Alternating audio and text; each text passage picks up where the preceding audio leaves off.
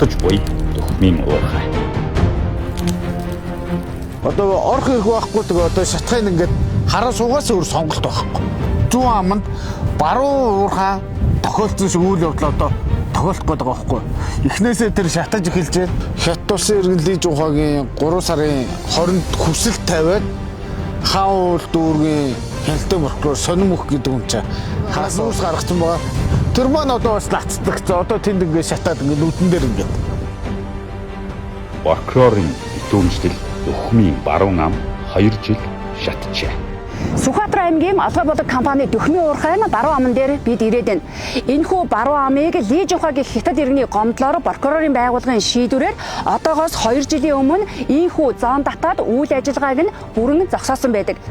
Харин Хятад иргэний гомдол болон прокурорын байгууллагын шийдвэрийн хор уршгаар өнөөдөр энэхүү баруун амны гаргасан нүүрсүүд нь шатаж, шатлалууд нь нурсан ийм харамсалтай дүр зурагтай байгаа юм а. Монгол улсын үндсэн хуульд одоо байгалийн баялагын дийлэнх нь ард түмний өмч гэж заасан. Гэтэл ард түмний өмч Хятад иргэний гомдлоор прокурорын байгууллагын шийдвэрийн хор уршгаар өнөөдөр ийхүү үнс болоод дахин энэхүү уурхайг ашиглахад асар их хэмжээний хөрөнгө мөнгө зарцуулах ийм харамсалтай дүр зураг харагдаж байгаа юм а. Нөгөөтэйгөр энэхүү уурхайн үйл ажиллагааг явуулж исэн бодвол Монгол улсад хичнээн хэмжээний татвар төлөгдөх байсан. Хичнээн Монгол иргэн ажлын байраар хангагдаж хичнээн тээврийн жолооч орлого олох байсан бэ гэдэг энэ асуултын хариулт өнөөдөр эзний хайж байна. Тэгээ манай уурхай чинь 2 амтай баруун зүүн гээд одоо нөгөө нэг Хятад иргэн нэг цагдаа болон прокурорын байгууллагт гомдол гаргаад байгаа баруун ам ч одоо бидний ард харагдаж байгаа. Энэ ам. Хятад иргэний гомдлоор уурхай үйл ажиллагааг бүрэн зогсоогоод байгаа. Өнөөдөр энэ нөхцөл байдал яг ямар байна вэ? Одоо ингээд тав өтөрөө харж байгаа ингээд шатаад нураад одоо нэг иймэрхүү байдалтай байж байна. Нүүрс байж агаад чиг агаарта уралд орсны үндсэн дээр шатаж уугаад одоо энэ цөмрөлтүүд яваад ингээд нураад байгаа юм л та. Одоо эргэн тойроо тав өтөрөө харж яд тогоош нөхөнд үнстэй нөхөн дотор зогсож байгаа юм шүү дээ. Одоо 3 жилийн хугацаанд бол нэг иймэрхүү байдалтай болчоод байж байна. Дөхмийн уурхайн алгай болгын уурхайн үйл ажиллагааг зогсоосноор бол одоо байгаль орчинд маш их одоо сөрөг нөлөөлөл үзүүлж байна. Одоо бол энэ нүүрсэн шатаж байна. Одоо миний мэдхэл 3-4 жил шатлаа. Тэгээ одоо нүүрс шатна гэдэг чинь маш их хэмжээний утаа дордог. Угаар их гарч байна. Тэгээ тэр угаар нь чинь мал битэл хүн хордож шүү дээ. Одоо тэгээ зуны цаг өдөртөл ялангуяа наадах чи айгүй их хордно. Үнэрт нь толгой тарих энгээр ойр хавар явахад толгой тарих өвдөн хүмүүсийн. Тэгээ одоо уртаа дортог маш их дэше агаартай гэдэг. Тэр чинь мэдээж доошо бууштай дортог болоод ургамал дээр бууж байна. Тэр ургамлыг мал идэж байна. Өнгөрсөн жил одоо зарим малчтай гомдол тавиад бүрөө юу яасан малаа хойноо бүрөө багийн урал дээр авчирч харуулж исэн энэ уурхай улсуудад. Одоо манай хойно ингээд уушгэр ингээд бүр харалцсаа ингээд өр яцаа. Одоо хойно мал хардаад байна. Энэ төмрөө одоо энэ нүүрс шатаж байгаа үйл ажиллагааг зогсоож болохгүй юу гэж ийм шаардлага тавьдаг. Хятадын иргэд манай хуулийн хэлтийн тогтолцоог ашиглан Монгол улсын иргэдийг үндслэлгүй гүтгэн цагдаа, прокурор зэрэг байгууллагуудад үе шаттайгаар өргөдөл, гомдол гаргаж маш их хугацаа идэх явдал дамжирч байгаа. Мөн прокурорын байгууллагч тэдний заримынх нь гомдлоор хэрэг шалгахдаа шүүхийн шийдвэргүйгээр хувийн хвшлийн үйл ажиллагааг олон жилээр хааж зарцаадаг байдал газар авч байна.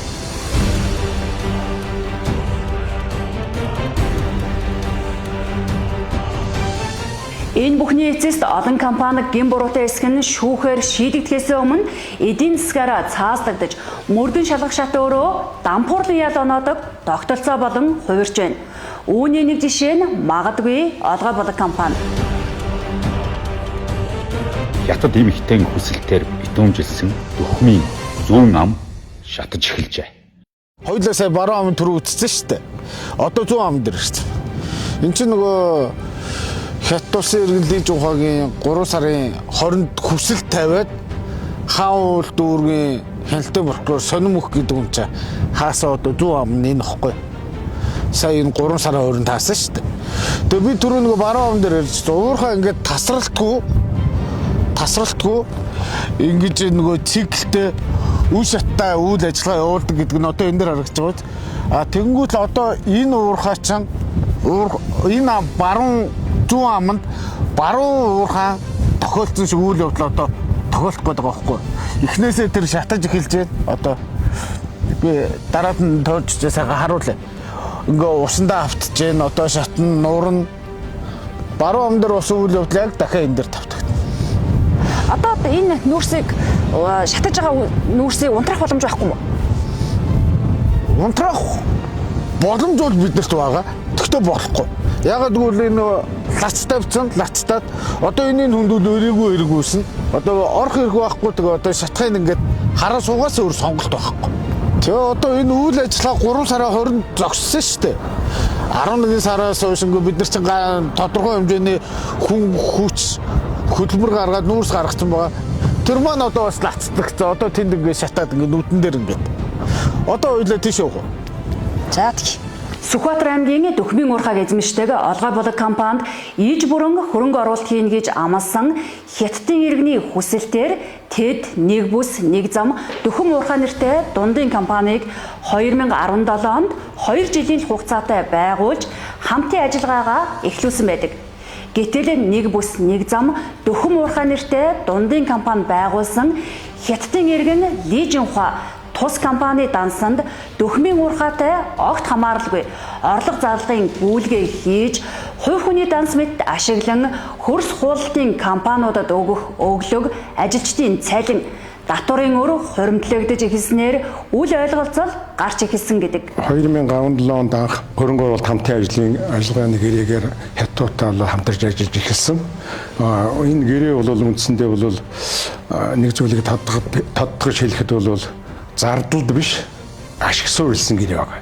Өөрөөр хэлбэл зардал биш гэдэг нь бол хөрөнгө оруулалтанд биш ашиг суурилсан гэрээ байсан юм аа.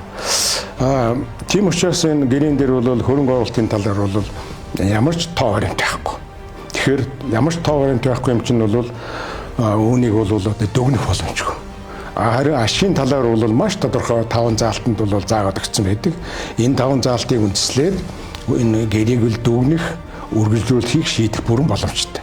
Энэ заалтын үндсэн дээр бол одоо 2 жил ашиггүй, 3 жил ашиггүй ажиллаад одоо 9 тэрбумын алдагдал үүсгэсэн учраас энэ хамтын ажиллагаа зогссон.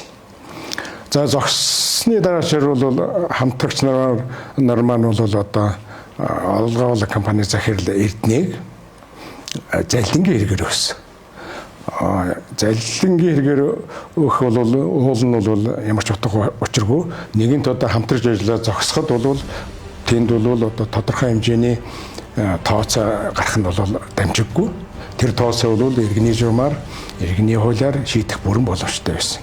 Гэвч үүнийг бол одоо эрүүгийн хэрэг болгож, залин болгож ингээд 6 жил шахам хугацаанд бол одоо биднээс шийдтүүлж байгаа. Энэ компани уурхайг анхад нээж илрүүлсэн 4% эзэмшигчийн эрх ашиг одоо хамаагүй маа гэхэд улсын өмч болсон одоо нүүрс бол одоо 6 жил шатчихна гэж хэлж байна. Хоёр амтай Хятадуудын ажиллаж байсан баруун амыг бол битүүмжилсэн эхлээд Хятадуудын гомдлоор тэр цагаас хойш бол тэр амны нүүрс бол шатсаар байгаа. Гэтэл бол бид нөөс зүүн ам дээр ажиллаж тэр зүүн амын маань саяхнаас эхлээд бол одоо хүсэлтээр Хятад иргэний хүсэлтээр битүүмжилсэн. Ингээд бол зүүн амны нүүрс бол одоо шатаж эхэлж байна. Тэнд бол ажилтнанд бэлдсэн 120 тонн нүүрсний одоо бараг 30 мянган тонн нүүрс нь бол шатаж байгаа юм одоо мэдээ байна.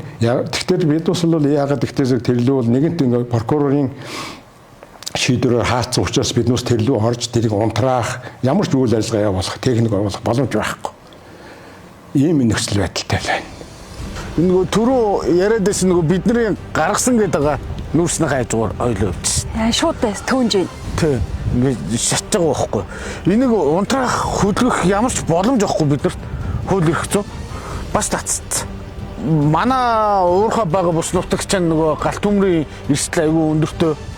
Тэгээ хээрийн төмөр алдчихгүй гэдэг одоо манай залуучууд ээлжээр ингээд ковчтойгоо манч хонж зогооны ингэж одоо сэргээх маягаар аль болох алдахгүй хичээж байна. Тэгээ дахиж одоо Монгол хүн чинь нэг бороо орвол надад хавар сайхан бороо ороосоо гэж боддоо шүү дээ. Бид нар бол бороо битээ ороосоо л гэж залбирч. Яагаад? Чиг авал дотроосоо шат. Тэгээ унтраах гэхээр бид нар ч унтраах хэрэг байхгүй. Яг тэгвэл энэ чинь дороо мороноор бичээ баримтжуулсан хөдөлгөж болохгүй. Тэгээ манай залуучууд одоо шөндөө хоёр нь ингээд нэг ковштойгоо ийштэйшээ салхинд гал хийсээ алдчихгүй гээл бич. Хизээ тэр лацсан тавигдаж хизээ энэ галаа унтраад одоо хідэн шатхыг одоо бид нэр таашгүй ш. Одоо нэг бороо орчвол одоо энэ гарсан байгаа нүүрснүүд манай бүгдрөөч чичих юм уу. Тэгэд нэг юм сайхан гөнгөрөөтэй арц ингэж байгаа асаагаад нэг үнс үлддэг шиг нэг иймэрхүү дүр зураг болохыг бид нар үүсэхгүй. Уг нь эзэн ямаа мэдэж эргэн усаа хаашдаг жамтай. Гэтэл хөрөнгө оруулагч нэрээр Олгой будаг компани дөхмийн уурхайд магадгүй эзэн суух алсын шуналтай хятадын иргэн Ли Жунхагийнхчийн гүтгэлэг өнөөдөр Олгой будаг компаниг төдийгүй Монголын баялагийг шатаж үнс болгоход хүргэсэн байна. Харин үүнд нь манай хууль хяналтын байгуулагч оройлон тоглож байж болзошгүй байгаа юм.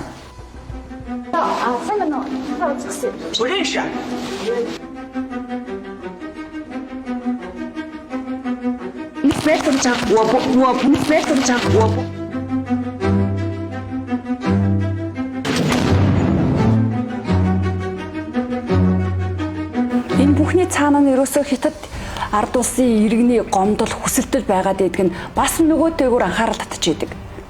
Энэ уул нь бол одоо анхлээд бол нэг 9 тэрбумын одоо хамтын ажиллагааны дундаас үүссэн 9 тэрбум төгрөгийн хохиролд 2 жил ажилласан. Үүний бол Олгой будаг компани оногдох одоо алдагл нэг 3.9 тэрбум байдаг.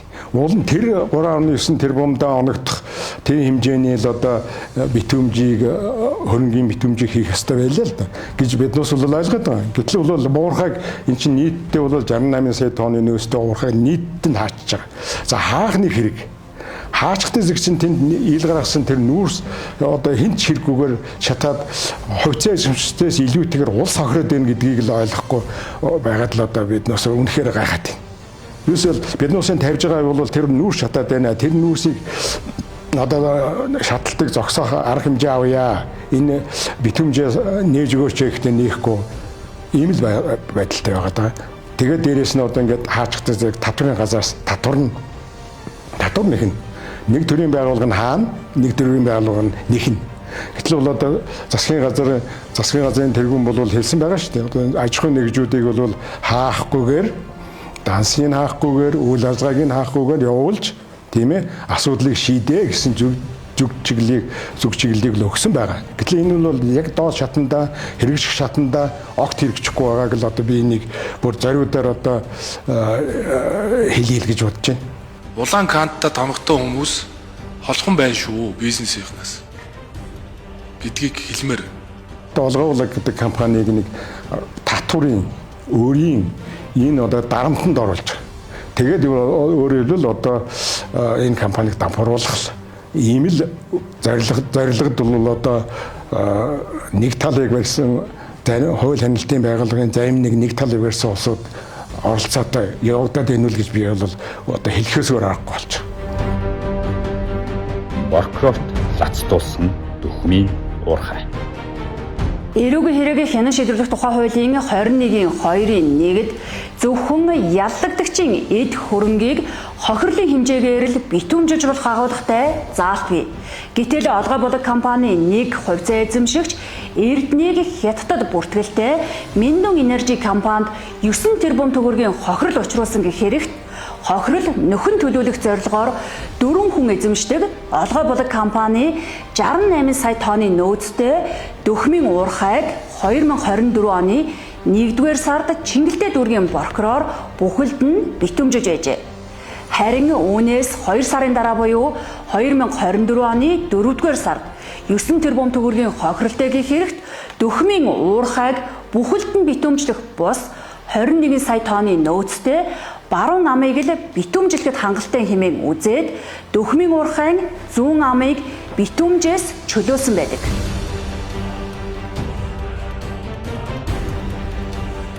Гэтэл энэ асуудал ямар нэгэн далдын гар нөлөөснөө яасан уг хэрэг хан уулдүргийн цагдаагийн хэлц рүү шилжиж улмаар тус дүүргийн прокурор мөн л дөхмийн уурхайн баруун зүүн амыг бүхэлд нь битүүмжлэх шийдвэрийг 2025 оны 10 дугаар сард гаргасан байгаа юм.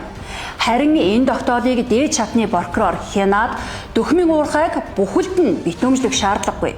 Хэрэгт учирсан гих 9 тэрбум төгрөгийн хүрээнд л уурхайн баруун амыг битүүмжлэх нь зүйтэй хэмээн үзэж дөхмийн уурхайн зүүн амыг битүүмжээс дахин чөлөөсөн байдаг. Чингэлтэй хаавал дүүргийн цагдаа прокурорын дунд олон жил жонглоор шиг шидэгдэж авсаар дөхмийн уурхайн баруун ам хаалттай хэвээр үлдэж шатаж ихэлсэн бол харин зүүн ам нэгджээ. Тиймээс олгой болог компани хувьцаа эзэмшигчид дөхмийн уурхайн зүүн амаа ашиглалтанд оруулж нүүрс олборлоод эхэлмэгц Ли Жунхаа гэх хятад эмэгтэйн хүсэлтийг хан уул дүүргийн хяналтын прокурор Хянаад 2026 оны 3 дугаар сард дөхмийн уурхайг бүхэлд нь битүүмжлэх тогтоол гаргаж үйл ажиллагааг нь зогсоосон байгаа юм. Хамгийн ноцтой нь бүгд найрамдах хятад ард улсын иргэн Ли Жунхаагийн ердөө хүсэлтийг хаан уул дүүргийн прокурор Хянаад олгой болог компани 68 сая тонны нөөцтэй дөхмийн уурхайг яагаад бүхэлд нь битүүмжлэв? Үүнд нь хэн нэгэн нөлөөлөвгийг харлах төрж байгаа юм.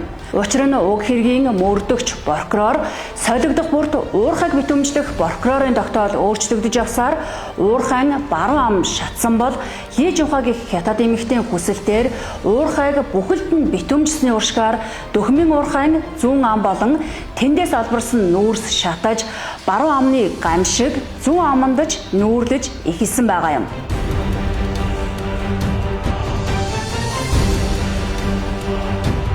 Хуулийн этгээдээр үйл ажиллагаагийн төдөлзүүлэх тодорхой үйл ажиллагааны төдөлзүүлэх асан сэргийлэх арга хэмжээ авахтай ямар ч хугацаа байхгүй. Жил 2 жил баг ингээ хаачаад хаасан хүнч баг мэдгүй. Тэр хооронд хуулийн этгээд ингээ дампуурчдаг. Тэгэхээр өөрөөр хэлбэл энэ баг хувийнээр бодвол баг хэрэг хянан шийдвэрлэх явцдаа цаадаар очиж байгаа.